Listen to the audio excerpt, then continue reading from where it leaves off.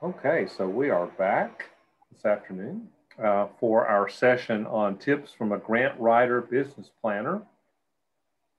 We have Ann Wilkinson with us, and Ann has written several grant applications for Tennessee producers, and she's been quite successful with that. So we've invited her to talk about, from her perspective as a grant writer, providing some tips, some things that would be helpful to producers who are thinking about submitting a value-added producer grant. And I do want to just go ahead and make this disclaimer. We're of course not endorsing Ann, and we've had this discussion. And the reason we've invited Ann is because she has been successful and has some things to offer to our producers. But we are not in any way trying to say this is the grant writer you should use to submit a value-added producer grant. But Ann, we are so excited to have you with us. I've enjoyed getting to know you the last few months, and I know that the folks are going to be very interested in hearing from you as they think about submitting an application. I hope you can share some things that they need to keep in mind, or some things that you as a grant writer have seen that maybe hindered an application from being approved, or some things at least that can be done to enhance someone's chances of success in that. So, Ann, we're going to turn that over to you. Great. So thank you so much for having me and letting me be a part of your day. I know everybody's probably really busy this time of year. So I've been writing grants, I think, since the first round for the VAPG program. And when I first started writing them, I wrote, one a year maybe.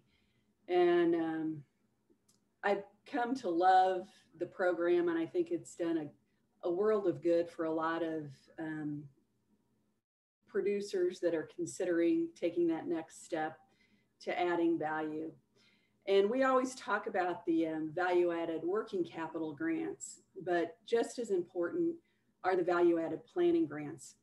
And those grants will help you pay a professional to do a feasibility study or a business plan. And they really help farmers decide whether or not they should go into that value-added business at all. And that is and probably if you do a really tough feasibility study, some of those will determine that you really shouldn't be going forward. So again, when we think about the VAPG program, think about it in terms of both working capital and planning grants. So these are just some of the tips that I've pulled together for you. We're not going in through a big 2-hour long deal. This is a quick, my best pointers.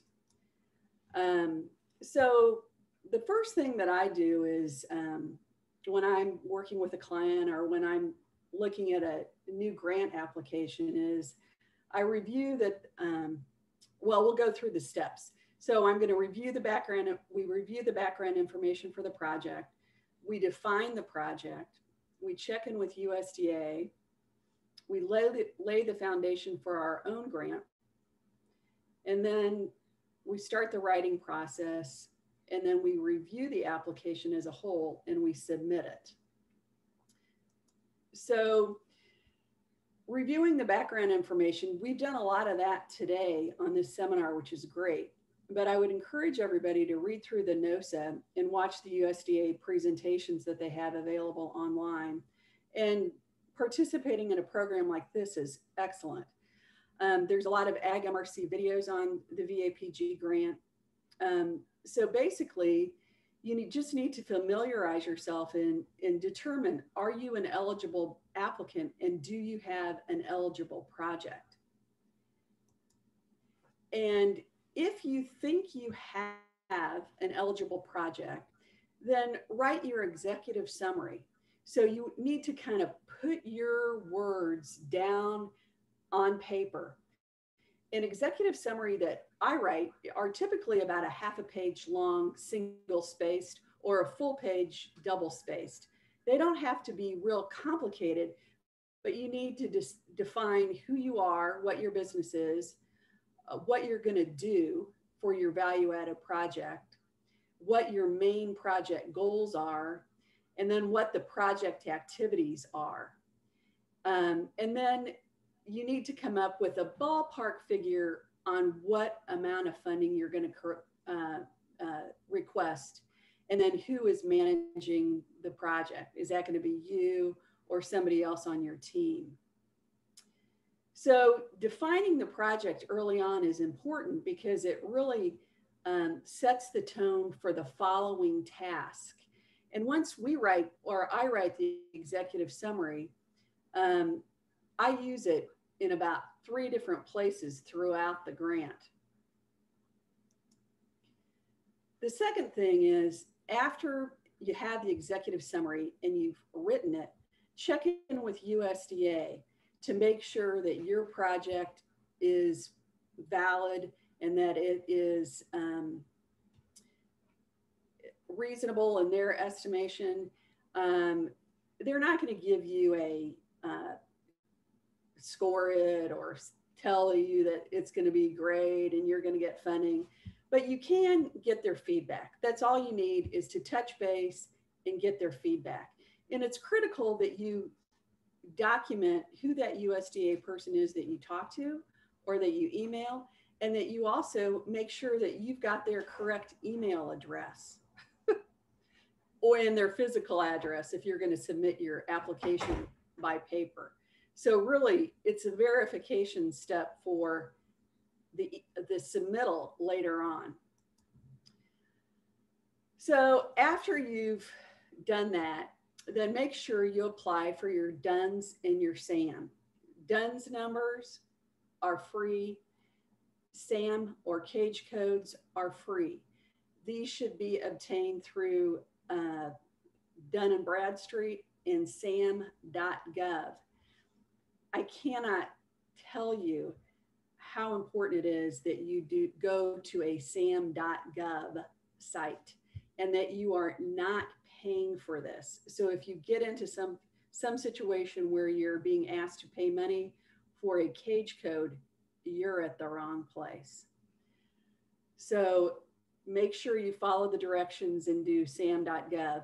I don't know if we put a, if you need a directions on how to get a DUNS and a SAM number, how did we put that on there on your list? Well, if you need directions, send me an email and I'll send you back a quick thing. So the next thing I do is you mock up your support letters. The support letters should be addressed to your USDA rep, the person that you're working with. You've already got their address. You're going to ask for support letters as defined in the NOSIT. Typically, it's 3 folks that you are going to sell your product to or get support from in the market, and maybe 2 or 3 others that know you or that are going to provide professional services such as packaging or equipment suppliers or that sort of thing. For planning grants, it's a little different. And then you also need to supply a support letter for your project, because you need to supply a letter. And so you've already got your executive summary written. Make sure that you give your executive summary to the people that you're asking to write support letters for you, because that way they'll have a little bit to go off of. They'll know what you're asking for the support letter for. It's just easier if they know a little bit more about the program. So line that up early. And then the second thing I also like for people to do is to verify their match. This is something that for some people is very easy to do.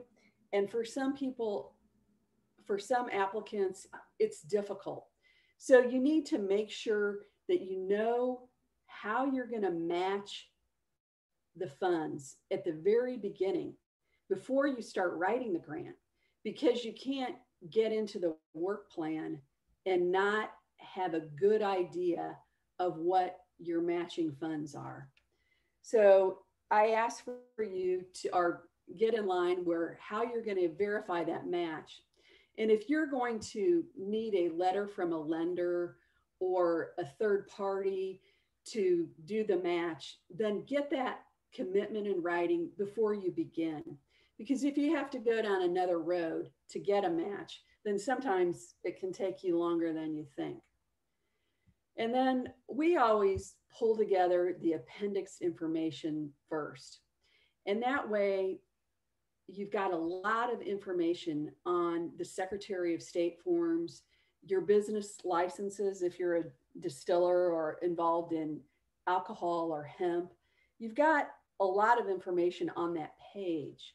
So make sure you pull together those appendices and have that all buckled together at the beginning, especially if you are an applicant that needs to provide either a business plan or a feasibility study.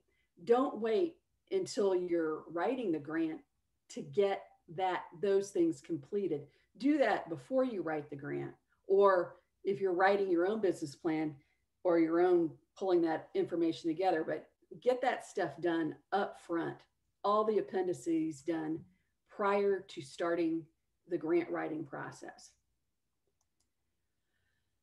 Now we're getting into writing the grant or creating the big project.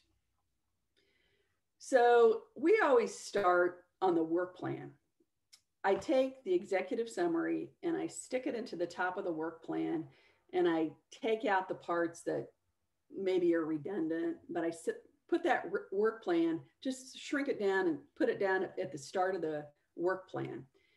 And then flush out your work plan first, because that is really going to drive the body of the grant. So if there are things in the work plan that are unique to your business, or you're asking for new packaging to go with the new packaging line, then you'll want to explain that in detail in your work plan. And you're also going to want to reference it in the body of your grant. So we suggest, or we always write the work plan after we've pulled together the appendices.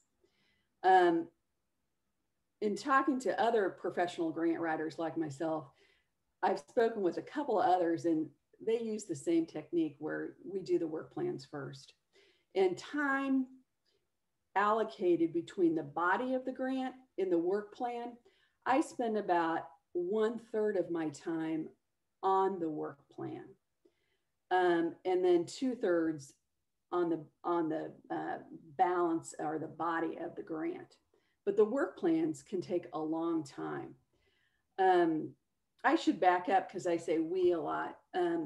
For the last 8 years, Origin Farms or Ann Wilkinson, I've been working with Jessica Ratcliffe, who's my right-hand person on all the grants that I've written in the last 8 years. And she has done a great job in working with me, and in part because she's really an expert on writing the work plan. But you can write your own work plan. But the thing to do is make sure you are concise and that you use actual quotes or actual numbers from your business that you want to, that you've seen. And if you don't have the information, if it's going to be things like packaging, then make sure you get a new packaging line or new services like upgrades to your website or whatever. Make sure you get those quotes right up front, because they are a critical part of the application and a critical part of your appendix. So we write the work plan first, and then we write the body of the grant. And that's simply a explanation on why your project will succeed And then you also need to identify your potential failures, why your project may fail. So everybody needs to know upfront your probability of success. And if there's things that you can do to make your project more successful, then write those into the grant body and tell what you're doing to prevent downturns or to correct against potential downturns. Now, looking back, can you predict everything? No. Can you think of last year at this time when we were writing VAPGs? Who would have predicted the pandemic? Not me. But certainly there's things that you're never going to know that are going to happen to you. But it's just a good chance to lay it all out there and explain, what you think your project success factors are and what you think your potential pitfalls are. And then I always add in a section on potential economic impact. And that's one of the grant prompts. We would just follow through the grant prompts and answer those questions and use the terms that they use in the grant, and you'll have a great proposal. The last thing we do is we package the grant. I had a USDA person, kind of like a Chuck Morris, asked me one time if I was a packager. And I said, no, I'm not a packager, I'm a grant writer. I had never heard the term packager, but I guess it's used in the lending industry. So, but what you want to do at the end, you've put all this work into writing the grant and pulling all the information together. And you want to make the grant, make sure, one, that the grant is complete. So make sure you use the checklist at the beginning of the grant application and follow the prompts in the grant. And then make sure that the sections of the grant are easy to follow and that you've got good delineation between the very beginning of the grant, the body of the grant, and the appendices.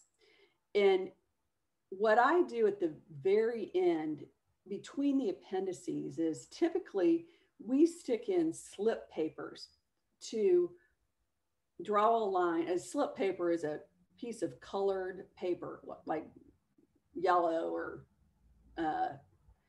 purple or whatever, so that it shows a clear break between one appendix and the next. And that's really critical if you're throwing a bunch of papers together and they're all white. Well, you don't want the reviewer to miss your match forms or your specific documents. So I usually separate the appendices with a slip form. So we organize it, and then I always take the application and we have somebody else review it for accuracy, whether it's a friend or just somebody that can read through the checklist and go through the application and make sure you've got all the pieces and parts there. And if you don't have another person, then let the grant sit for a day and go back when you're not tired or whatever, and then review it yourself. But always double check your work, because a lot of times you can throw in the wrong form, the wrong, whatever document, and it's, it can be not a good thing. And then the next thing we do is try to submit early. So really turning the grant in 2 weeks early is great. And it's really good for a couple of different reasons. One, you don't want to be waiting to the last day and submitting that grant at the nth hour and have a computer jam.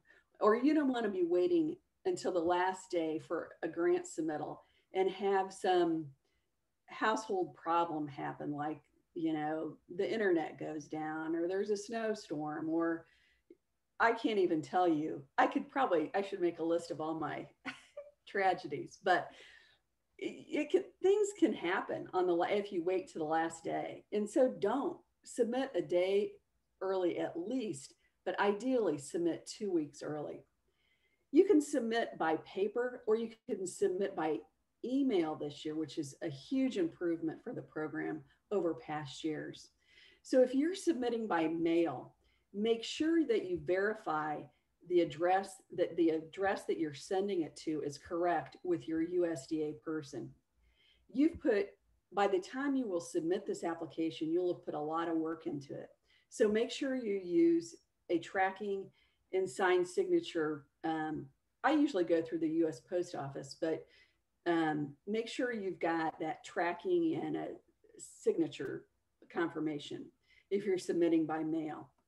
And if you're submitting by electronically, I would suggest not using grants.gov, but using just the regular email submittal. And when you submit it, make sure you keep a copy of your send receipt, and also make sure that you ask the USDA person you're submitting it to for verification, just to make sure that they got it in on time.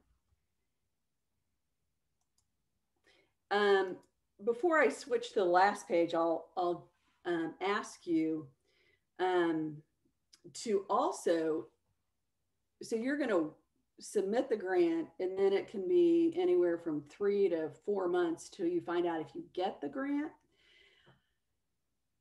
If you get the grant, it's a great day and it's good news. But if you don't get the grant, then it's not the end of the world and you need to resubmit it next year. And you can modify it. Your business may have changed a little bit, but certainly, like Hal was saying earlier, reuse the grant for whatever. But try to resubmit it and maybe tweak it, bump it up a notch, or find out what your problems were. But you've put a lot of work into it. And then you can also take that submitted grant and use that as a starting point to update your business plan for your own use. Because really, if you've gone to the trouble to write a grant, then you've got a really good start on a business plan or a business update. And it's in your words, and it's really a great thing. So I will leave you there, and if you need that Sam and Dunn's thing, email me, and it'll probably be a week before I get it to you, but I will get it out. So thanks. Thank you, Ann. We appreciate that. Yeah, David Hughes in his presentation is going to cover how to apply for the Dunn's and Sam's numbers. So that'll be the next presentation. Good. Okay. No, thank you for that. And one thing I'd like to mention is, as Ann was saying, you know, even if you think that you can't get your application together in time for this year's deadline, it's not too early to start thinking about next year's application deadline. And we don't know when that will happen. We put this workshop together as soon as we found out the deadline. So we don't always have a whole lot of lead time to get ready. And if you're looking at your situation and you're thinking, there is no way I can have this ready. There's several things that Ann mentioned that, you know, I don't have a good handle on yet, and it's going to take a little time. Don't feel overwhelmed that you have to get it done by March. You can be working on this, and if you don't make it by that deadline, then, you know, there'll be another round of funding to come along. We don't know exactly when, but there will be future RFAs announced with this grant. So yeah, some really encouraging things that you had to say there, Ann, and thank you very much for that information. Yeah, thank you. So, all right, do we have any? Yeah, good luck to everybody that may submit one. Any questions for Ann? This is a really good opportunity to pick her brain.